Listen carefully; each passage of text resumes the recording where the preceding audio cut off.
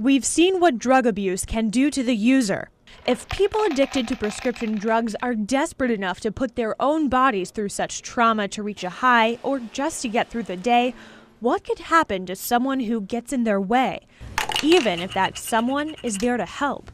Dr. Pete Lane specializes in drug abuse at UAB Hospital. He's had more than a few close calls with patients. Patients can be very manipulative, and they will put as much pressure on a physician to write a prescription, and they may physically threaten or threaten with a lawsuit. Dr. Lane says one time a patient threw something at him after he refused to write a specific prescription. If I hadn't been wearing my glasses, it probably would have damaged my eye. Doug White knows how an addiction to painkillers can take control of your mind. You can't get enough, so next thing you know, you start committing crimes to support, that habit. Doug never threatened or assaulted doctors, but he and his friends, who were also using prescription drugs, broke into several drugstores to feed their addiction. Any morals, any standards I had went out the window, because once that feeling took over, I was going to do whatever it took to cease the pain that it was causing. He quickly found out which doctors would prescribe opiates and which ones wouldn't.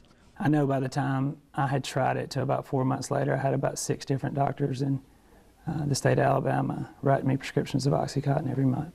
The doctors who refuse often run the risk of upsetting someone who will do anything to get the drugs. Dr. Amy Bentley at Jessica's runs her own practice. She's always mindful of safety when seeing patients. If you go to your next doctor visit, and anytime you're in a doctor's office, notice whether or not they let you get between them and the door, because most of the time doctors are not going to do that. We're going to keep our back to the door, and although it's closed, we're always going to be able to get out of a situation.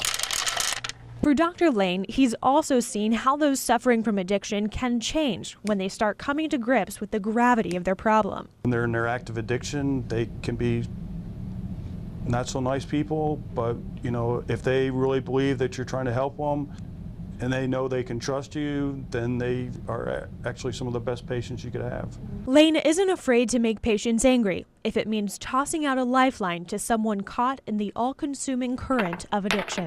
In Birmingham, Caitlin McCulley, CBS 42 News.